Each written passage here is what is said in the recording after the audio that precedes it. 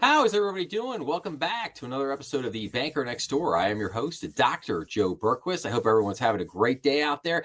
Today, we're going to take a look at millionaires in the United States. I saw a series of 3 articles from Investopedia that really caught my eye because I think it really gives us a glimpse into the millionaire class in the United States. What's going on there in terms of retirement funds, the wealth of certain generations in the U.S., how many millionaires are being created annually in the United States. And so I think we're going to get kind of an interesting picture here after we go through these 3 articles. So let's take a look at this first one here. This is called "Which Generation is the Wealthiest in U.S. History and Why?" So baby boomers, those born between 1946 and 1964 or aged 61 to 79 in 2025, stand out as the wealthiest generation in history. Born into the post-World War II expansion, they bought homes when prices were low, earned comfortable real wages, and piled into employer-sponsored retirement plans just as the stock market began its long bull run, benefiting from decades of rising asset prices. As of early 2025, boomers controlled more than half of all the U.S. household wealth as millions of them entered retirement. Their outsized net worth is no fluke. Structural advantages that began in childhood and continued through their prime earning years made them, in inflation-adjusted terms, the richest generation the country has ever seen. So again, baby boomers rank as the wealthiest generation in history. Boomers represent just 20% of the population, but their share of U.S. household wealth peaked at 53% in 2021 before slipping to about 51% as of the end of 2024.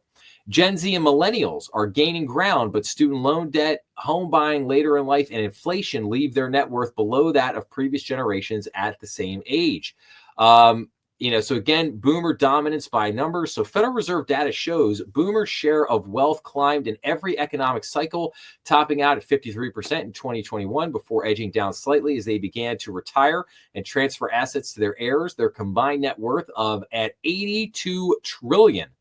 82 trillion, more than double that of Gen X, which is sitting at 42 trillion, and 4 times that of millennials at 16 trillion. So as the boomers retire, and as they pass away and leave money to their heirs, you're going to see the largest wealth transfer in history that is coming. So financial advisors, I hope you're out there licking your chops because that's a lot of money. But I digress.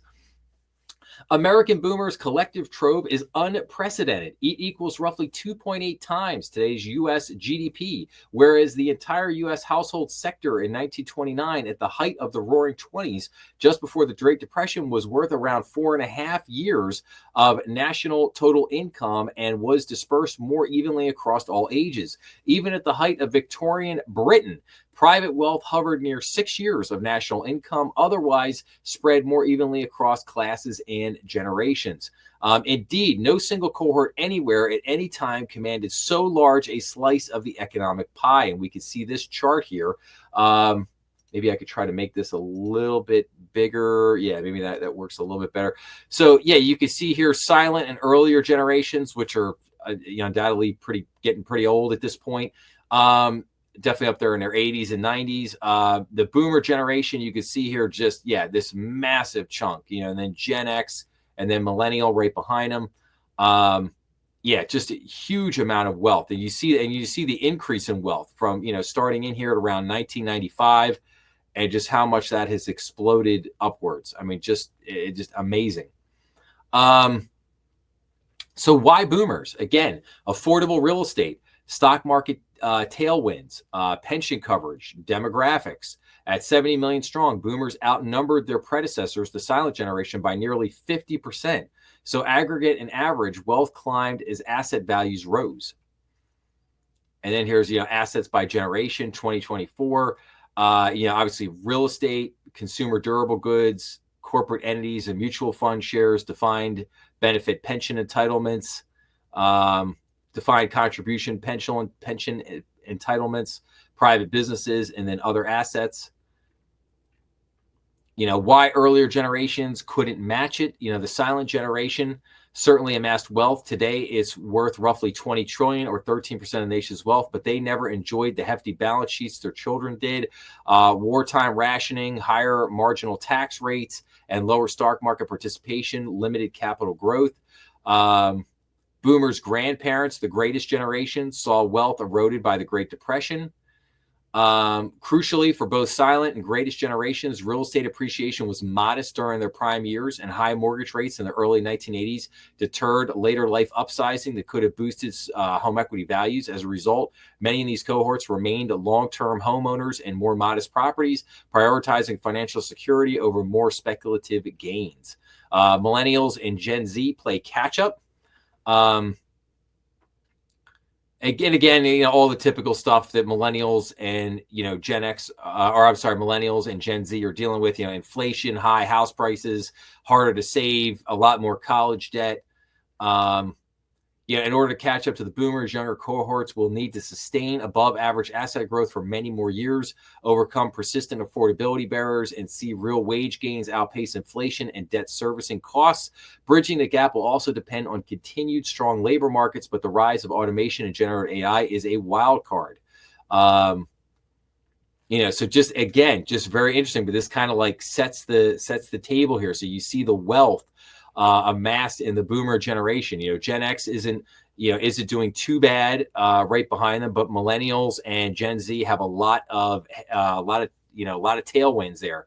How many people retire with 1 million or more in their retirement accounts? The number might surprise you. It certainly surprised me. Many Americans dreaming of retiring with $1 million nest egg. Americans in general think you need 1.5 million to retire, but the reality is starkly different. Using figures from the U.S. Federal Reserve Survey of Consumer Finances, updated to 2022 but released in 25, only about 2.5% of all Americans actually have 1 million or more saved in their retirement accounts, a figure that might shock anyone used to seeing financial media and their depictions of average Americans amassing enormous portfolio gains in recent years. Among actual retirees, only 3.2% have reached the 1 million threshold. That is unreal. So only 3.2% of retirees have 1 million in retirement accounts versus about 2.6% of Americans in general.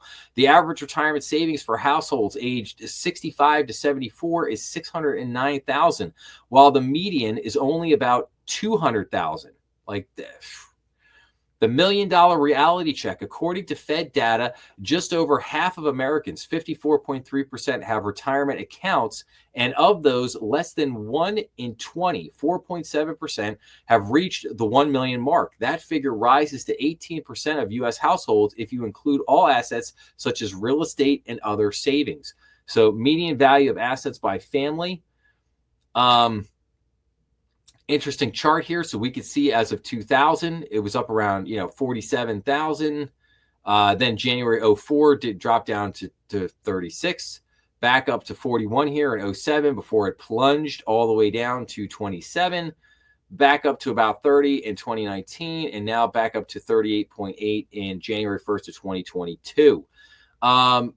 What most retirees actually have. So the gap between expectations and reality becomes even clearer when examining specific groups. The median retirement savings for households led by someone between 65 and 74 years old is 200,000, dropping to 130,000 for those 75 and older. So, why so few reach 1 million? Well, several factors explain why $1 million retirement accounts are relatively rare. Income plays the most obvious role, with high income households typically saving an average of 769,000 compared with just 79,500 for middle income households. That is a enormous gap. Education makes a dramatic difference too. College graduates have more than 3 times the retirement savings of those with a high school diploma. The median value of retirement savings for a U.S. college graduate, $141,000, is more than 3 times that of those with only a high school diploma of $44,000. Home ownership also significantly impacts retirement savings, with homeowners averaging $303,000 in retirement accounts, more than 2.5 times as much as renters. Income inequality, the growth of the top 1%, Yeah, I mean, I've reported on this before. I mean, the top 1% of just, I mean, their wealth has just exploded in the last 20 years. But in the last, I mean, just in the last 6 years, their wealth has doubled. I mean, it's unbelievable. Um, Nearly 500,000 Americans are 401k millionaires. Like, despite the overall percentages, there's been remarkable growth at the top end. Fidelity Investments reports that the number of 401k millionaires reached a record of about 497,000 Americans as of 2024, with nearly 399,000 also having at least 1 million in individual retirement accounts, two groups that often overlap. The key to reaching these amounts, starting early and contributing consistently over many years, with the average time it takes about 27 years, according to a Fidelity analysis of its account holders. So the bottom line, having $1 million in your account on the day of your retirement remains an elusive goal for the vast majority of Americans, with fewer than 1 in 30 achieving it. No wonder Americans are concerned about the retirement. About 3/5 of us are afraid we'll outlive our savings. For those still working, the message is clear. Start saving early, contribute consistently, and consider reaching 1 million as being part of a very exclusive club. So yeah, I mean, no doubt. No doubt about that at all. But I mean, those numbers are staggering. But I think there's a lot of other reasons too. Again, I could spend a whole hour talking about this, but I'll try to keep it real short here. But there's a lot of pitfalls. The 401k is not what it's made out to be. It's not this like incredible savings vehicle. There's a lot of fees in the 401k that aren't disclosed to people. Over the course, it sounds good. Oh, you put your money in the 401k, you get the company match, you make an 8% rate of return over 30 years, and voila, you've got 1.5 million. However, what they don't tell you is that you're not really going to make 8% over the course of 30 years. You're probably, after it's all averaged out and everything, you're probably going to make more like 4%. And oh, by the way, over the course of 30 years, there's going to be like 5 or 6 recessions, maybe a quasi depression in that time frame. And so a lot of that money that you're getting put in there is going to get wiped out. And that's why over the course of 30 years, instead of ending up with 1.4 million, you end up with 600,000 or 700,000. They don't explain all that to you at the beginning. That little part gets left out.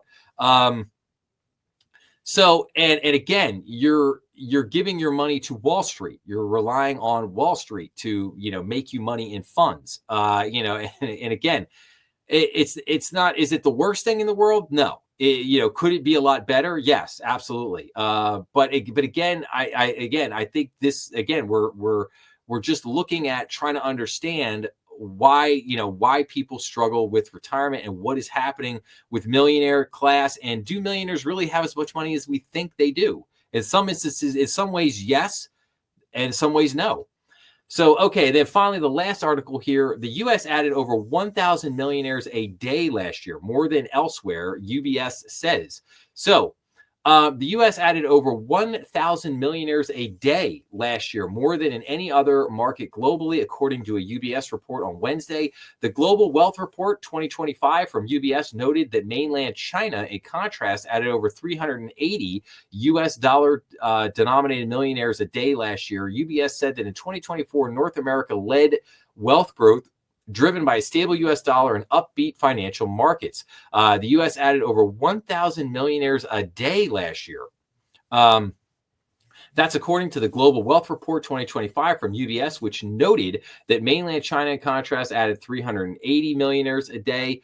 Collectively, the two areas are home to more than half of the personal wealth in the 56 global markets analyzed in the report. In 2024, wealth growth was tilted strongly towards North America, driven by a stable U.S. dollar and upbeat financial markets. The U.S. was also home to the largest number of millionaires globally in 2024, with nearly 24 million, exceeding Western Europe and Greater China combined, the Swiss bank said. Over the next 5 years, we expect North America and Greater China to be the main drivers of global wealth growth. Switzerland and Luxembourg have the highest density per capita of U.S. dollar millionaires, according to UBS. So very interesting here. So what are we to take away from these three articles here? So the baby boomers have $82 trillion in wealth. While they only make up 20% of the population, they have a little over 50% of the total personal wealth in the country, making them basically the richest generation in the history of not only the US, but the history of the world, which is mind blowing. Yet we have a very small percentage on a population basis of millionaires, of people that actually have $1 million in savings in their retirement account. Now to be clear, now UBS says $1 million or 1,000 millionaires were added a day. So again, I think you have to make a distinction there between a paper millionaire and somebody with $1 million in their retirement account. Those are two different things. Like, in other words, somebody might have a house with a ton of equity in the house, and so on paper they're sitting there looking at it and they're going, oh my gosh, I'm worth $1.5 million. I have a net worth of $1.5 million on paper because I've got $700,000 in equity in my house. And that may be true, and that's what's fueling this 1,000 millionaires a day from UBS statistics. Is not that they have $1 million in their retirement accounts, is that they have a net worth of $1 million, and that they combining all their assets, their house, their retirement account, other savings accounts, other investments they may have. Maybe they own a business. And that's contributing to creating the creation of the quote unquote millionaire class. But when we talk about the number of people that actually are liquid millionaires, that have that $1 million, theoretically in cash sitting in a retirement account, that's a much smaller percentage of the population. So it's very interesting. So I think we have a lot of wealthy people, but there's also a lot of wealthy people on paper, and not necessarily wealthy in the sense of liquid money. I always get reminded back to the famous scene in the movie Wall Street with Michael Douglas and Charlie Sheen, where Michael Douglas is at the beginning is driving Charlie Sheen around in his limo, pointing out, I bought that building and sold it, and I reinvested this building, and I did this and I did that. And he basically says to him, he talks about, real wealth, being worth $80-100 million, but not just being a net worth. He's talking about liquid money, being liquid cash, having 80-100 million in cash, and being what he called a player, a player on Wall Street. So, I think back to that very famous scene in that movie. But there you go. So again, I thought these were really interesting articles, really painted a very interesting picture for kind of the millionaire class and what's going on in America. So we have a lot of wealth in this country, but we also have a lot of income inequality. We have a lot of disparity between the boomers and generationals, but we also have a lot of disparity between the 1% and the 50%, on the bottom here. So again, a lot to look at, but a lot to understand, because this plays into, your customers. Who are you going to go after? Why are you going to go after them? Are you going to go after, boomers have the money, Gen X has the money, millennials and Gen Z are working on it. They definitely are building, but they're not there yet. So again, it brings into a lot of conversations about your strategy, customers you're going to go after, who you're going to target, why you're going to target them. If you're financial advisors, obviously huge wealth transfer coming. A lot of that boomer money is going to end up in the hands of millennials and Gen Zs and Gen X. So that's going to change the game too. So, so again, very, very interesting conversation. But I'll wrap up by saying, if you like this episode, please make sure to like, share, and subscribe, as that always helps the channel. Remember, we are on YouTube, Rumble, and all major podcast platforms. Please be sure to leave your comments down below, as I always love getting back to everybody. And as always, make sure to check out some of the other content on the channel. And please remember, BND Strategy Room live stream will be live on YouTube tomorrow night at 8 o'clock Saturday night. That is the main show of the channel, so please come on and check that out. Other than that, I hope everybody has a great day out there. Thank you again for listening, and I'll see you again real soon. Thanks a lot.